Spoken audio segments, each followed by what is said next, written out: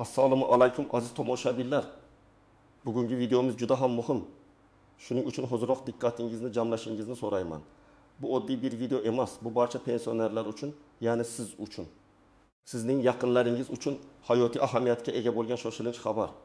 Agar siz nafaqaxo'r bo'lsangiz yoki oilangizda nafaqa oladigan insonlar bo'lsa, bu ma'lumot sizni bevosita qiziqtiradi.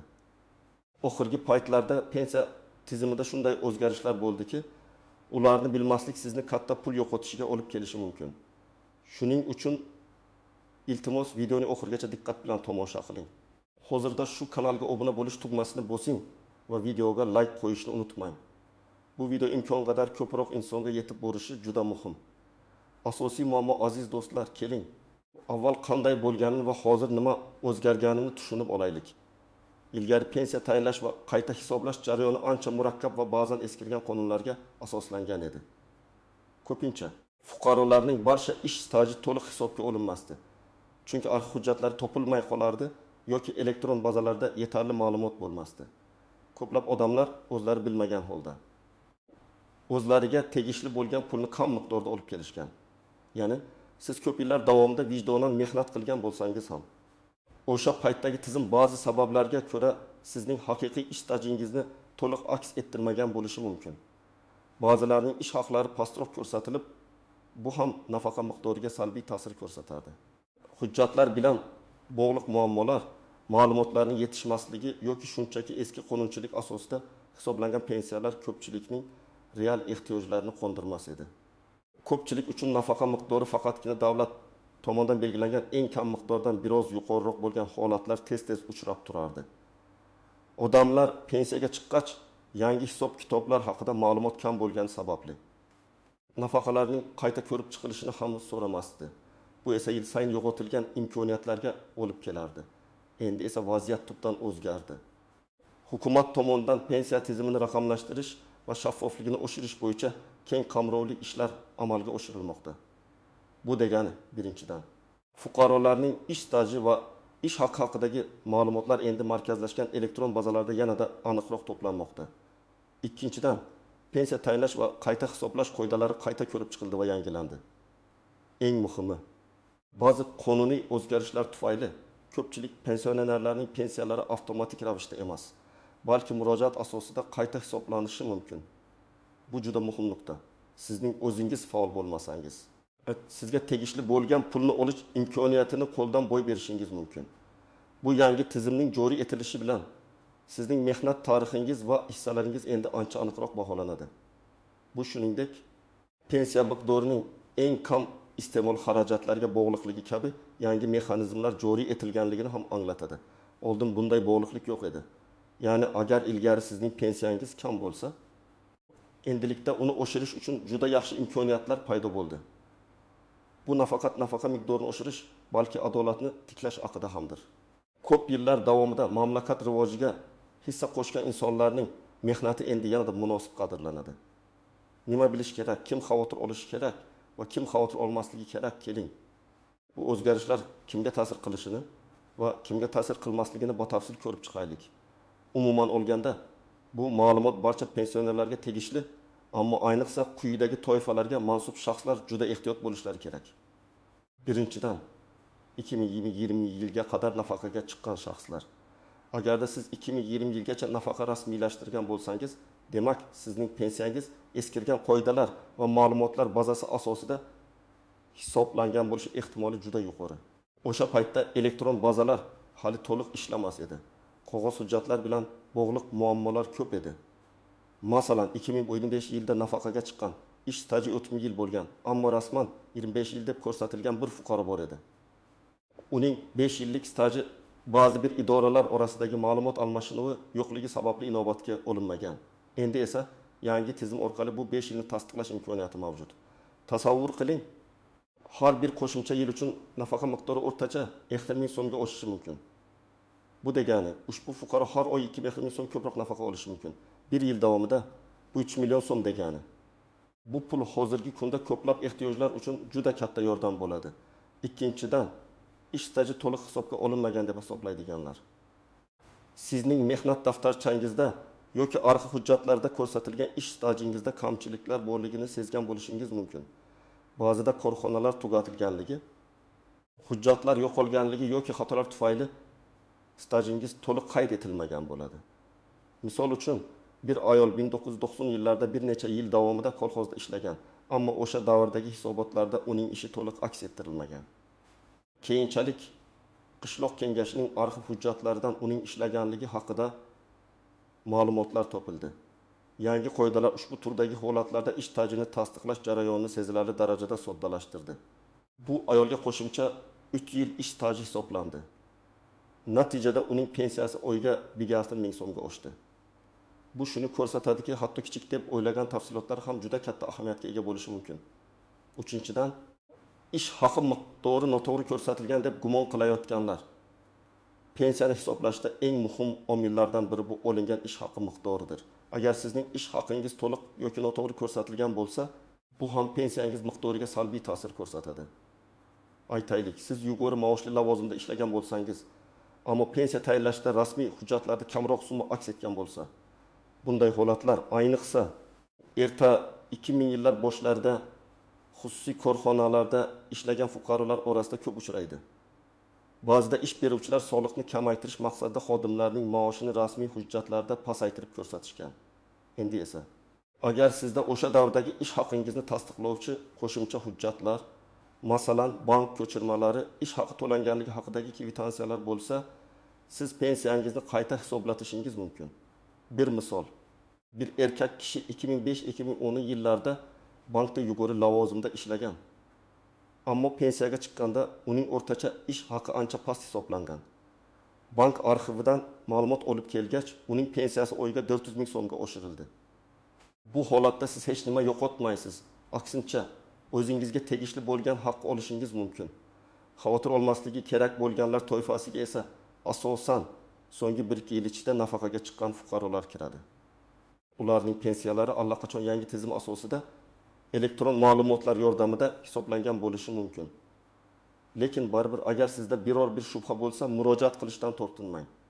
Bundan tashqari, agar sizning pensiyangiz har yili avtomatik ravishda indeksatsiya qilinib, muntazam ravishda oshib borayotgan bo'lsa va sizning barcha ish stajingiz hamda ish haqingiz to'g'ri hisoblanganligiga amin bo'lsangiz, unda sizda jiddiy xavotirlarga o'rin yo'q. Shunga qaramay, bir marta tekshirgan 1000 marta shubhalangan yaxshiroq degan naql bor. Istisnolar, nozik shartlar va kutilmagan nuanslar pensiya tizimida har doim ham oddiy ko'ringan qoidalar o'rtada bir qancha istisnolar va nozik shartlar bo'ladi. Ularni bilish sizga jarayonni tushunishda va to'g'ri qaror qabul qilishda yordam beradi. Birinchidan, ish stajini hisoblashda ba'zi kutilmagan davrlar. Bilasizmi, nafaqat rasmiy ish joyida ishlash, balki boshqa davrlar ham ish stajiga qo'shilishi mumkin. Masalan, ayollar uchun bola parvarishlash ta'tilidagi vaqt umumiy hisobda 6 yilgacha ish stajiga kiradi. Yoki oliy ta'lim muassasalarida kunduzgi bo'limda o'qigan davr ham ish stajiga tenglashtirilishi mumkin. Hatto harbiy xizmat davri ham. Ko'plab odamlar bu davrlarni o'zlarining umumiy ish stajiga kiritish mumkinligini bilishmaydi. Misol uchun, bir fuqaro 1970 yillarda universitetda 5 yil kunduzgi bo'limda o'qigan, keyin harbiy xizmatda bo'lgan va shundan so'ng ishga kirgan.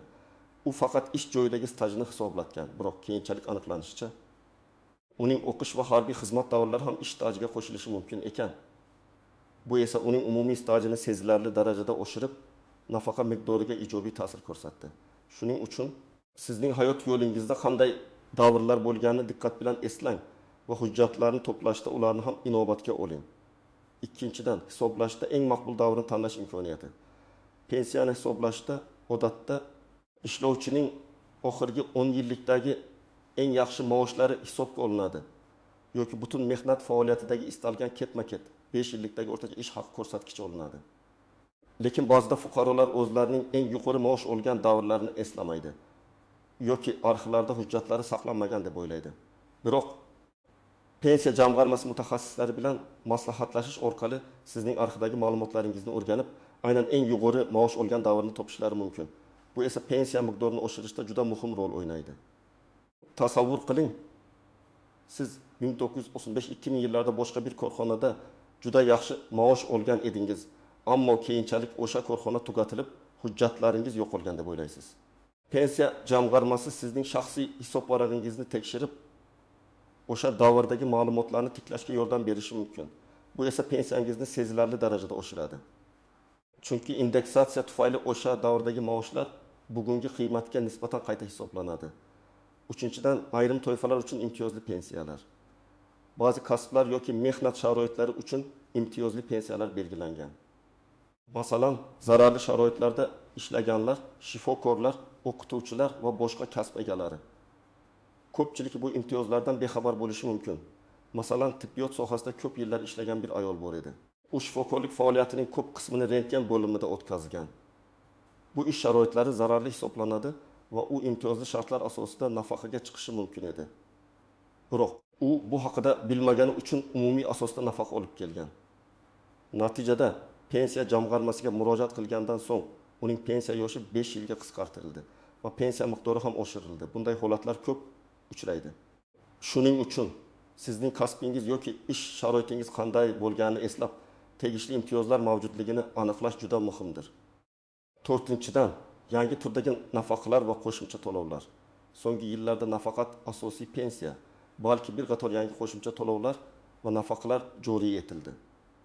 Masalan, yolg'iz yashovchi pensionerlarga, yordamga muhtoj kishilarga ko'rsatiladigan ijtimoiy xizmatlar uchun qo'shimcha to'lovlar. Shuningdek, faxriy unvonlar, davlat mukofotlari egalari uchun ham ma'lum bir qo'shimchalar belgilangan. Bu turdagi qo'shimcha to'lovlar avtomatik tarzda tayinlanmasligi mumkin. Shuning uchun ularni olish uchun shaxsan murojaat qilish talab etiladi. Misol uchun, bir keksa urush faxriysi bor edi. Uning farzandlari chet elda ishlaganligi sababli u uzoq vaqt yolg'iz yashagan. U yolg'iz pensionerlarga beriladigan qo'shimcha to'lovlar haqida bilmagan. Qo'shnilari maslahati bilan pensiya jamg'armasiga murojaat qilgandan so'ng unga har oyda qo'shimcha ma'lum bir miqdorda to'lov ajratildi. Bu to'lov uning kundalik xarajatlarini qoplashda katta yordam berdi. Bu misollar shuni ko'rsatadiki, pensiya tizimi doimiy ravishda o'zgarib bormoqda va har bir pensioner o'z huquqlarini bilishi va ulardan foydalanishi kerak. Amaliy maslahatlar nima qilish kerak? Endi eng muhim qismga o'tamiz. Sizning pensiyangizni qayta hisoblatish uchun nima qilishingiz kerak? Qadam-qadam ko'rsatmalarga diqqat qiling. Birinchi qadam, ma'lumot to'plang. Avvalo, o'zingizning mehnat daftarchangizni, barcha ta'lim hujjatlaringizni, diplomlar, attestatlar, harbiy guvohnomangizni, agar mavjud bo'lsa, nikoh guvohnomasini va shaxsiy guvohnomangizni pasport yig'ib oling. Shuningdek, agar sizda mavjud bo'lsa, ish joyidan maoshlar to'g'risidagi ma'lumotnomalar, ishdan bo'shatilganlik haqidagi buyruqlar yoki boshqa arxiv hujjatlar ham juda oz o'tishi mumkin. Agar biror hujjat yo'qolgan bo'lsa, uni tiklashga harakat qiling. Masalan, ish joyingiz tugatilgan bo'lsa, uning voris tashkilotiga yoki davlat arxiviga murojaat qiling. Hatto eng kichik hujjat ham muhim bo'lishi mumkin. Ba'zida birgina qog'oz varaqchasi yillik stajni tasdiqlashda hal qiluvchi ahamiyatga ega bo'ladi. Har bir ish joyingiz haqidagi ma'lumotni eslab qoling. Ishlagan joylaringiz, lavozimlaringiz va ishdan bo'shatilgan sanalaringizni aniq yozib oling.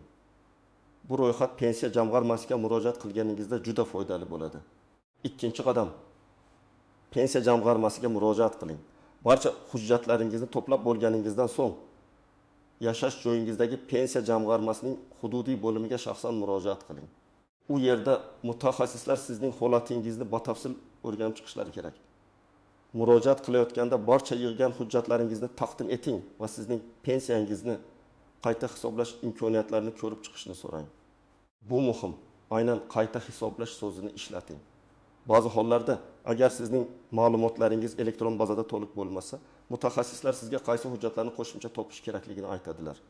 Ular shuningdek sizning ma'lumotlaringizni tahlil qilib, qanday qo'shimcha imtiyozlar yoki to'lovlar olishingiz mumkinligini ham aniqlab berishlari mumkin. Bu jarayon bepul, shuning uchun hech qanday to'lov talab qilinmaydi. Uchinchi qadam, arizani to'g'ri yozish. Pensiya jamg'armasi sizga murojaat arizasi namunasini berishadi. Ushbu arizani to'ldirayotganda diqqatli bo'ling. Unda siz o'zingizning shaxsiy ma'lumotlaringizni, murojaat qilish sababingizni, pensiyani qayta hisoblashni so'rayotganligingizni va qanday hujjatlarni ilova qilganingizni ko'rsatasiz. Agar sizda biron-bir aniq sabab, masalan, qo'shimcha ish staji topilganligi yoki maosh miqdori noto'g'ri hisoblanganligi bo'lsa, uni ham arizada ko'rsatishingiz tavsiya etiladi. Agar arizani to'ldirishda qiyinchiliklarga duch kelsangiz, pensiya jamg'armasi xodimlardan yordam so'rashdan tortinmang. Ular sizga albatta yordam berishlari shart. Arizaning ikkita nusxasini tayyorlab, birini topshirib, ikkinchisiga qabul qilinganlik haqida belgi qo'ydirib oling. Bu sizning murojaatingiz rasmiylashtirilganligini tasdiqlovchi hujjat bo'ladi. 4-qadam kutish va nazorat qilish. Ariza topshirganingizdan so'ng pensiya jamg'armasi sizning ishingizni ko'rib chiqish uchun ma'lum bir muddat oladi. Qonunchilikka ko'ra bu muddat 13 kunidan oshmasligi kerak. Shu davrda ular sizning taqdim etgan hujjatlaringizni o'rganadi. Arxiv ma'lumotlarini tekshiradi va qayta hisoblash imkoniyatlarini baholaydi. Agar qo'shimcha hujjatlar talab qilinsa, ular sizga bu haqda ma'lum qilishlari kerak. Agar belgilangan muddat ichida javob olmasangiz yoki javobdan qoniqmasangiz, yuqori turuvchi tashkilotlarga, masalan, Moliya vazirligi huzuridagi pensiya jamg'armasiga yoki O'zbekiston Respublikasi prezidentining virtual qabulxonasiga murojaat qilishingiz mumkin. O'z huquqlaringizni bilish va ularni himoya qilishdan aslo tortinmang. 5-qadam natijalarni tushunish. Agar pensiyangiz qayta hisoblangan bo'lsa va miqdori oshgan bo'lsa, sizga bu haqda yozma xabar keladi. Ushbu xabarda yangi pensiya miqdori va u qaysi sanadan boshlab amal qilishini ko'rsatilgan bo'ladi. Agar sizning pensiyangiz qayta hisoblanmasa, buning sabablari ham tushuntirilgan yozma javob olasiz. Bu sabablarni diqqat bilan o'rganing va agar ular sizga adolatsizlik tuyulsa, yuqorida aytib o'tganimdek, keyingi harakatlarni amalga oshiring. Muhimi, xabarni olib, uni tushunmasdan turib jim turmang. Savollaringiz bo'lsa, yana pensiya jamg'armasiga murojaat qiling va barcha tushunmagan joylaringizni so'rang. Yana bir bor takrorlayman. Bu ma'lumotlar hozirda juda dolzarb. Millionlab pensionerlarimiz o'zlariga tegishli bo'lgan qo'shimcha pullarni olish imkoniyatiga ega. Faqat buning uchun ularni bilish va faol harakat qilish kerak. Xulosa va yakuniy chaqiruv demak, aziz do'stlar, bugun biz pensiya tizimidagi muhim o'zgarishlar va ular sizga qanday ta'sir qilishini batafsil ko'rib chiqdik. Esingizda bo'lsin, bu faqatgina sonlar emas. Bu sizning ko'p yillik fidokorona mehnatingiz uchun munosib e'tirofdir. O'zingizning huquqlaringizni bilish va ulardan foydalanish juda muhim. Qo'shimcha ish stajlari, ish haqi miqdoridagi xatolar, imtiyozli pensiya huquqlari va yangi turdagi to'lovlar sizning pensiyangiz miqdoriga sezilarli ta'sir ko'rsatishi mumkin. Shuning uchun men sizni harakat qilishga undayman. Hozirgi paytda sizning pensiyangizni qayta ko'rib chiqish uchun juda yaxshi imkoniyat mavjud. Barcha hujjatlaringizni to'plang, pensiya jamg'armasiga murojaat qiling va o'zingizga tegishli bo'lgan pulni oling. Bu jarayon murakkab emas. Faqat sizdan biroz harakat talab etiladi. Umid qilamanki, ushbu video siz uchun foydali bo'ldi. O'z fikrlaringizni, savollaringizni yoki shaxsiy tajribangizni izohlarda yozib qoldiring. Sizning har bir izohingiz boshqa insonlarga yordam berishi mumkin. Videoga like bosishni va kanalimizga obuna bo'lishni unutmang. Bu video imkon qadar ko'proq insonga yetib borishi va ularga yordam berishi uchun juda muhimdir. Keyingi videolarda ko'rishguncha o'zingizni asrang.